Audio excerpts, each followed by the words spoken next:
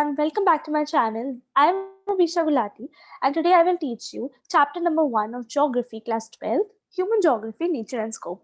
This is the second part of the video. If you have not watched the first part of the video, please watch it right away. So, हमने अभी तक इस chapter में introduction cover कर लिया, हमने cover कर लिया कि कैसे ज्योग्राफी में काफ़ी सारी डिबेट्स और डुअलिज्म्स थे।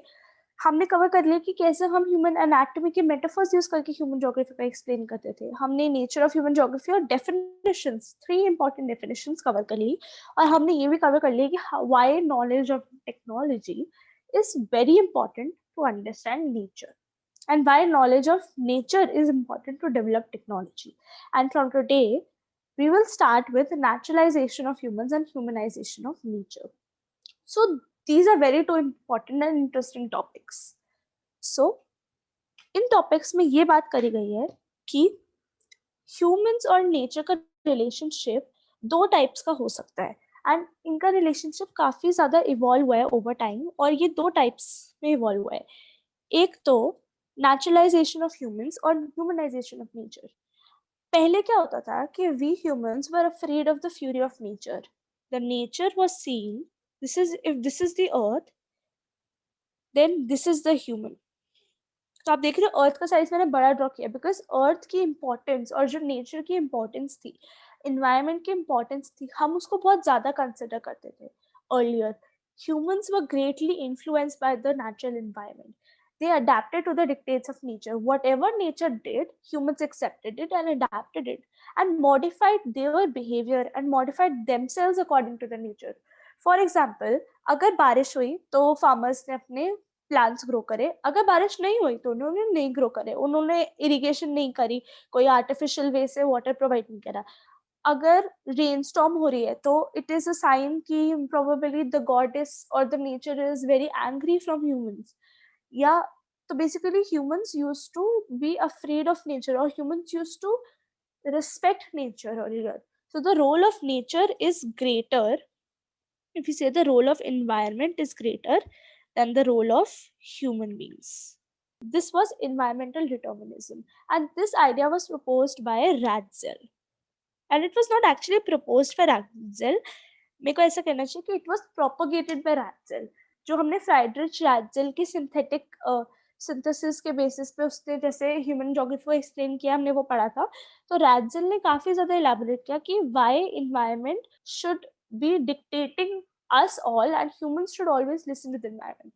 And environment को इतना ज्यादा हम लोग कंसिडर करते थे टाइम पे, used to call it mother nature. So humanism develop होने से पहले आया था नेचुरलिज्म, नेचुरलाइजेशन। तो naturalisation of humans means we humans are so influenced by the nature that we are completely naturalized. उस टाइम पे the nature is a powerful force, it is worshipped, it is revered, उसको respect किया गया है, it is conserved and humans were directly dependent on the nature for their resources. For example, people used to directly go and fish and eat that fish if they live near coastal areas. People used to directly cut wood and make their gas या चूल्हा जो होती है बिल्कुल authentic way में और उसी से अपना खाना पकाते थे directly from the forest. People used to pluck fruits or vegetables from the forest and consume them. तो सारा डिपेंडेंस डायरेक्टली ह्यूमंस का नेचर पे था और नेचर का रोल ज्यादा था इन ऑन द अर्थ या in the environment as compare to humans. इस थ्योरी को एनवायरमेंटल डिटर्मिनिज्म कहते हैं and this can very well come for 5 marks as well as 3 marks. So these notes are very important. If you learn it or if you remember it also as a story, तो बहुत easy है ये concept और ये बहुत बार 5 marks या 3 mark का question board exam में आ जाता है। अब इसकी एक केस स्टडी दी हुई है, तो केस स्टडी काफी इंटरेस्टिंग है। केस स्टडी डायरेक्टली क्वेश्चन में नहीं आती है, बट हाँ हो सकता है कभी कभी केस स्टडी आपको दी जाए और उसके बाद उससे क्वेश्चंस पुट अप की जाए। जैसे अब हमारा जो न्यू सीबीएसई का फॉर्मेट है वो थोड़ा चेंज हो गया उस हिसाब से। तो केस स्टडी में आपको ओवरव्यू दे देती हूँ। तो एक लड़का है Benda, he lives in Abujhmarh region of central India. So वहाँ पे उसका बहुत स्मॉल सा विलेज है, वहाँ पे वो अपना फॉरेस्ट में रहता है एंड शिफ्टिंग कल्टीवेशन प्रैक्टिस करता है। स्मॉल पैचेस ऑफ लैंड लेके उनको बर्न करता है, थोड़ा टाइम वेट करता है, फिर शिफ्ट करता है, जैसे शिफ्टिंग कल्टीवेशन होती है। वो हर चीज के लिए नेचर का ग्रेटफुल है। अगर उसको पानी पीना है तो ही विल थैंक द लुई लुगी which is spirit of forest, which tells us कि how grateful people were earlier to nature, and nature also in turn gave a lot of resources to us, so we should be grateful, right? But ये बहुत extreme version था कि humans अपना कोई step नहीं लेते थे, बस नेचर से काफी ज्यादा इंस्पायर्ड थे और नेचर जैसा डिक्टेट करता था उस हिसाब से अपने आप को अडेप्ट कर लेते थे, कोई मॉडिफिकेशंस नहीं करते थे ज्यादा। और वहाँ पे वो गजरा और कुचला ये सब चीजें भी कलेक्ट करता है, राइट? तो ये सब चीजें बताई गई है बेंडा के बारे में, तो ये केस स्टडी है, हम ये पढ़ लेंगे। उसके बाद जो सेकंड कॉन्सेप्ट आता है वो आता है ह्यूमनाइजेशन ऑफ नेचर। तो ये भी काफी इंटरेस्टिंग टॉपिक है। जैसे नेचुरलाइजेशन ऑफ ह्यूमंस पढ़ा था हमने, अब इसमें क्या है कि हम, ये अभी का टॉपिक है बेसिकली, 21st सेंचुरी में मोस्टली लोग ऐसे ही फॉलो कर रहे हैं कि ह्यूमंस का रोल ये है और नेचर का रोल ये है।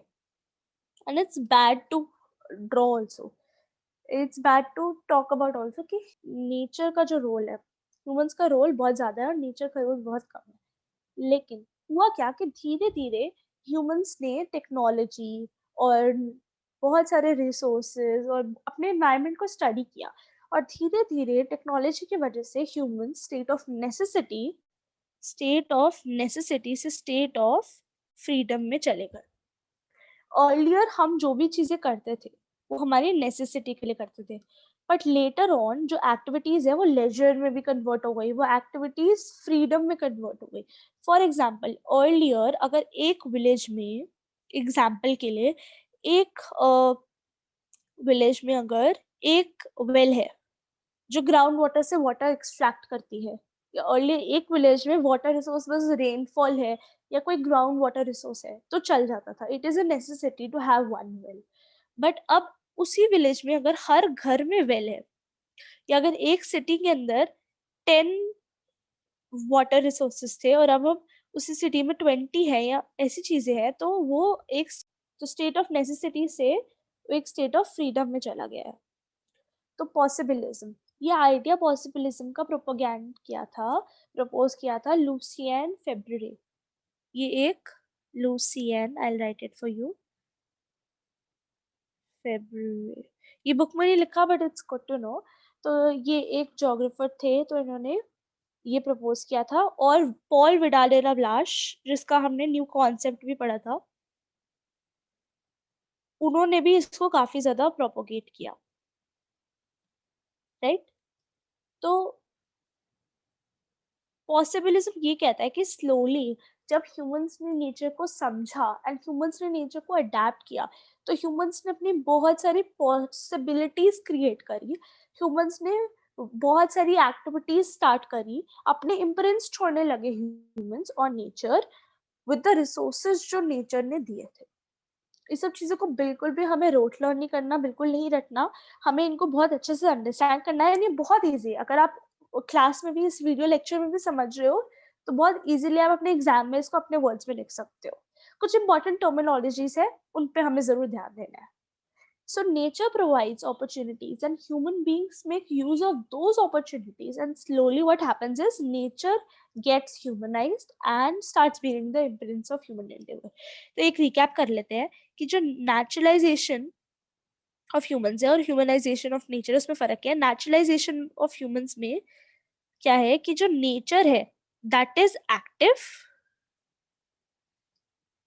the nature is active, and either nature is passive. Either humans are passive and either humans are active. तो ये बेसिक एक इन दोनों का डिफरेंस है, तो ये चीज हमें याद रखनी है। इन दोनों का कंपैरिजन क्वेश्चन भी आ सकता है कि how is this different from that, how is environmental determinism different from possibilism।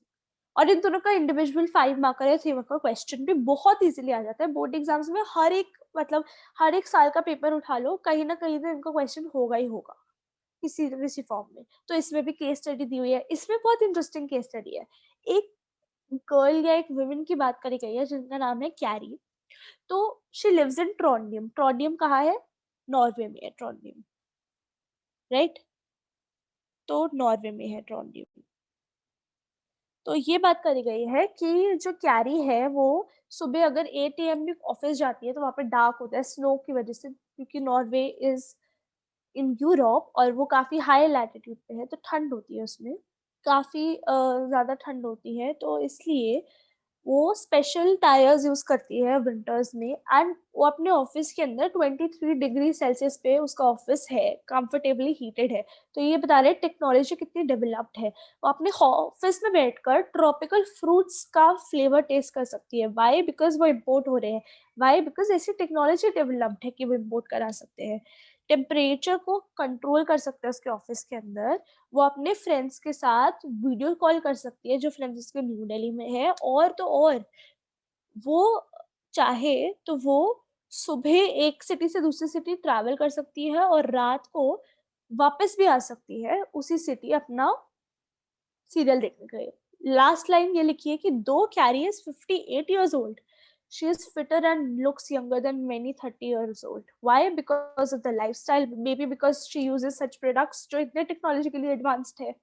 तो ये सब चीजों से फर्क पता चलता है कि कितना ज्यादा ह्यूमंस ने पॉसिबिलिटीज डेवलप कर दी हैं। अगर ये कॉन्सेप्ट नहीं होता टेक्नोलॉजी का तो प्रोबेबली वो ट्रैवल भी नहीं कर पाती उस नॉर्वे की ठंड में या उस आइस या स्नो के इन्वायरमेंट में। बट वो कर पा रही है एंड ऑल तो, और उसका जो ऑफिस है वो हीटेड भी है। तो ये सब टेक्नोलॉजी का एक एग्जाम्पल है। चलो, अब हमने ये तो बात कर ली कि इन्वायरमेंटल डिटर्मिनिज्म क्या है और पॉसिबिलिज्म क्या है। ये दोनों एक एक्सट्रीम सिचुएशंस है। इसमें नेचर का चलता है सब कुछ रोल, और इसमें ह्यूमंस का रोल चलता है।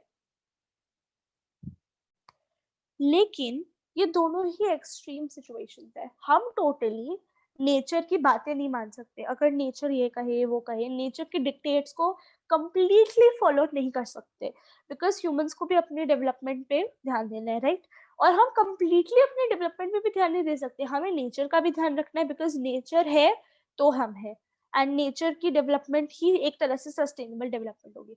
तो अगर हमें सस्टेनेबल डेवलपमेंट करना है, मतलब development of our self or our society, keeping in mind the needs of the future generations and keeping in mind of the nature of the environment around us.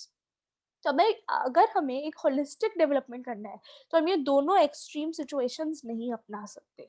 तो अगर हमें ये दोनों एक्सट्रीम सिचुएशंस नहीं अपनानी तो हमें इन दोनों का एक मिडल पाथवे अपनाना पड़ेगा। And what is the middle pathway of these two extreme situations? they if these two situations are on two spectrums where this is environmental determinism and this is possibilism, the middle pathway is this, कि थोड़ा सा environment की भी बात सुनो। If environment is showing some signs that there is too much of air pollution, then probably we should limit the control of vehicles, limit the, you know, limit the number of factories there are in the city, और probably air quality checks रखनी चाहिए।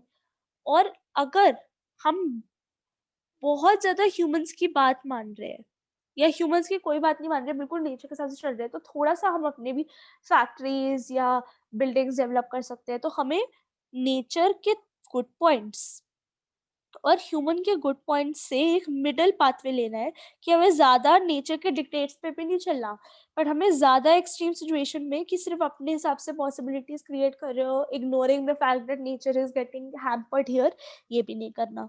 तो हमें इन दोनों का एक middle pathway लेकर आना है, which is new determinism. New का मतलब होता है new, so this is a new type of determinism. Determinism मतलब we are determining how the environment will work or how the system will work। तो एक न्यू टाइप से हम determine करेंगे।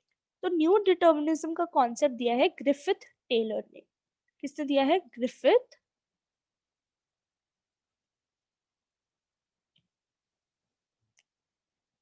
टेलर। तो he was also a very famous geographer and theorist, and he said that let's look at a traffic light जिसमें होते हैं red, yellow, green colours. अगर नेचर हमें बोल रहा है, ऐसे साइंस दे रहा है कि बहुत ज़्यादा ह्यूमंस ने पॉसिबिलिटीज क्रिएट करी है, बहुत डेवलपमेंट हो गई, बहुत इंफ्रास्ट्रक्चर डेवलप कर लिया, बहुत फैक्ट्रीज हो गई, बहुत डेवलपमेंट हो गई है, बहुत टेक्नोलॉजी हो गई है और नेचर इज गेटिंग हैम्पर्ड, तो we should just stop our actions. If nature is just saying wait for a while, अभी थोड़ी देर वेट करो, तो we should wait. And if nature gives us signals that oh it's fine, you can you know अगर एक society बहुत underdeveloped है, you can develop that society also, तो we should, green means we should go. So it's basically a middle pathway between environmental determinism and possibilism. We should not listen completely to the dictates of nature, but we should also create possibilities, keeping in mind the requirements and the needs of the nature. Okay, so it is a middle pathway, या उसको हिंदी में कहते हैं मध्यम मार्ग। तो एक 1 mark का क्वेश्चन भी आ जाता है कि who develop new determinism, what is new determinism for 1 mark, तो ऐसे हम इसको लिख सकते हैं। एंड इट मीन्स कि humans can conquer nature by obeying it. We should obey nature but to a limit. Nature की बात माननी है बट कुछ सर्टेन लिमिट तक अपना भी करना है, लेकिन दोनों चीजों को बैलेंस करना है, right? Why we should nullify this either or dichotomy. ये जो डायकोटमी है, ये डिक्टोमी है कि या तो हम पूरी तरह से नेचर की बात मानेंगे, अपनी कोई पॉसिबिलिटीज नहीं डेवलप करेंगे, कोई ह्यूमन एक्टिविटीज नहीं करेंगे, कोई स्मार्ट सिटीज नहीं बनाएंगे, या फिर हम पूरी स्मार्ट सिटीज बनाएंगे, सारी इंडस्ट्रियलाइजेशन, सारी अर्बनाइजेशन करेंगे और नेचर को इग्नोर कर देंगे कि हमारी अर्थ कितनी सैक्रिफाइस हो रही है, हमारे रिसोर्सेज डिप्लीट हो रहे हैं, सब इग्नोर कर देंगे। ना तो हमें ऑप्शन ए करना है, ना ऑप्शन बी करना है, हमें इनका एक मिडिल पाथवे निकलना है। ना हमें कंप्लीटली नेचर को हैम्पर करना है, ना हमें कंप्लीटली ह्यूमंस की एक्टिविटीज को स्प्रेड करना है। वी शुड टेक आउट एक मिडिल पाथवे जिसमें नेचर प्लस अपना human beings can live in coexistence. So we should nullify this either or dichotomy. Why? Because there is no free run without accidents. Which means that, let us take an example कि you are traveling, or let's take an example of a racing field. जो racing car racing होती है, उसमें अगर सारी cars without any या एक car ही, चलो एक कार का एग्जांपल ले लेते हैं, एक कार एक रेसिंग फील्ड पे जा रही है विदाउट एनी प्रिकॉशंस, बस उन्होंने अपना गियर निकाला एंड बस भाग रहे हैं। तो अगर एक फ्री रन होगा तो एक्सीडेंट होने के चांसेस बहुत ज्यादा है, लेकिन अगर वो थोड़ी सी प्रिकॉशन लेंगे, अपनी रेसिंग करेंगे बट प्रिकॉशन लेंगे, तो एक्सीडेंट्स होने के चांसेस बहुत लिमिटेड रहेंगे।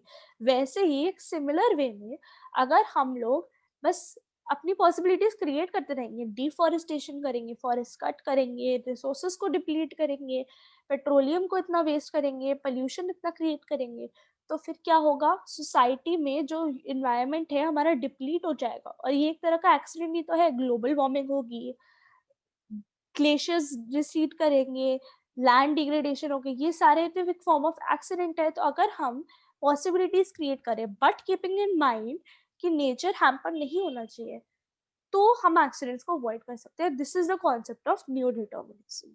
Okay, so that's it for today. आज बस इतना ही कर लेते हैं, because I don't want to burden you guys with a lot of information. आज अच्छे से ये समझ गए हो, एंड इस चैप्टर को लास्ट पार्ट में फिनिश कर देंगे।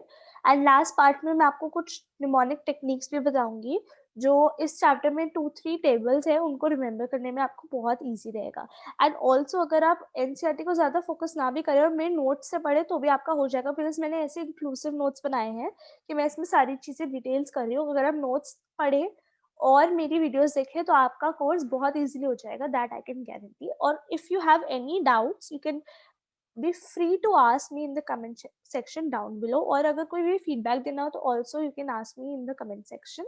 Thank you for watching. Please like, share, and subscribe if my videos benefit you. Thank you.